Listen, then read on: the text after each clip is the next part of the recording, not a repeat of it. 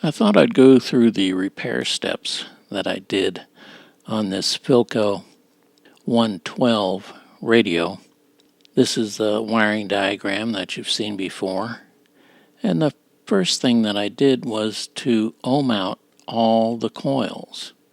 And as you can see, there are a bunch of coils. This took a little while to do, but it's very important to do on a radio project that's this complex. If we have a few coils that are bad or open, particularly in the oscillator circuit, that can be a real problem. But in this case, I'm glad to say they were all good, and I was absolutely delighted. Here is the underneath of the chassis before I did anything to it at all. And if you take a look at those two silver rectangles that are on the bottom of the chassis, and there's one on the left, those are the capacitors that I changed out first.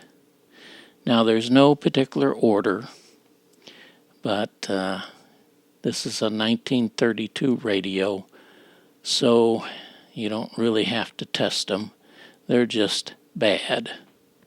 And here is how I changed them out. I used some terminal strips and added the capacitors. Later on you'll see that I insulated them. I used liquid tape and then regular electrical tape. Here is the tone control. It's just 3 capacitors, but those all had to be replaced. And now I'm getting into those little Bakelite islands that Philco used.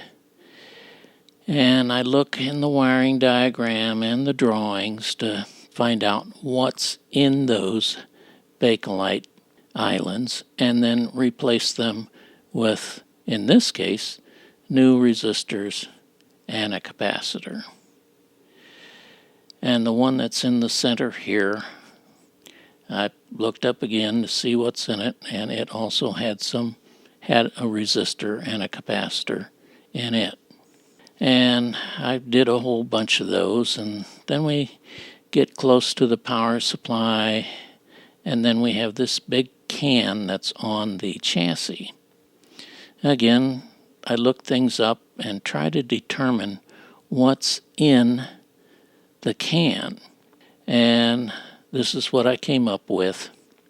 And I installed that on the chassis and then moved on to the last 2 capacitors that I changed, which were the electrolytic capacitors. And here they are changed out. The originals are 6 microfarads. I had 10 microfarads, and that's actually close enough at 450 volts, so I put 2 of those in. Now here is a look at the overall capacitors that I changed out from top to bottom. Then the next thing I did was to repair the speaker. It had a huge hole in it, which I repaired, and I found some paper that I thought would work, which it does, and I used rubber cement, and I soaked the edge, you can see all the way around, in rubber cement, and I did that more than once because this paper is very old, so where it bends when the speaker is working, it needed some support. Now there is one open area that you can see in the upper left, and I decided to leave that open. I did buy some material to put over that, but I decided I'll just put extra rubber cement on each side of that, and that'll work. Because when I put the material on top of it, there's a possibility of it causing a problem in binding the speaker and also producing a rattle. So I decided we don't need it. To use a comparison is that, there's the attacks, there's been that they've been messing around with some of our naval ship.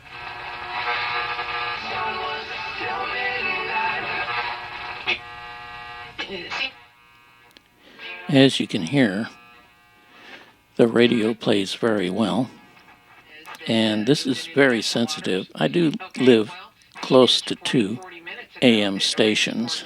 The antenna that's on here now is 1 alligator clip lead, and when I put another alligator clip lead on it to extend it to twice the length, the stations were beginning to overdrive the radio.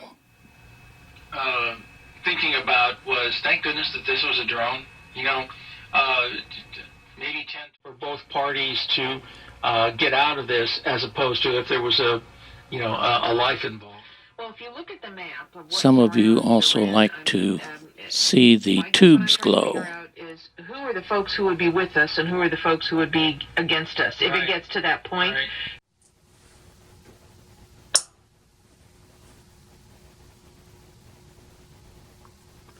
Thanks for watching.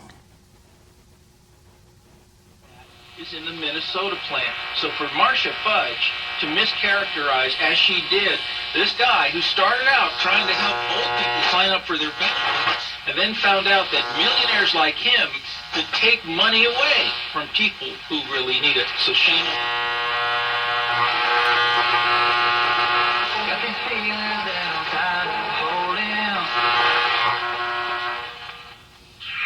WPTF traffic. Listen here, get there. From the Johnson Hyundai of Cary.com traffic center, your delays continue on 40 eastbound getting through the Garner work zone. It's been that way pretty much all afternoon long. People headed out of town for the Friday weekend travel. It looks like things slow on 40 east beginning right around Rock Quarry Road, and then it jams up at exit 301 because everybody coming off of 440 eastbound at exit 16 are also getting caught up in that delay trying to merge onto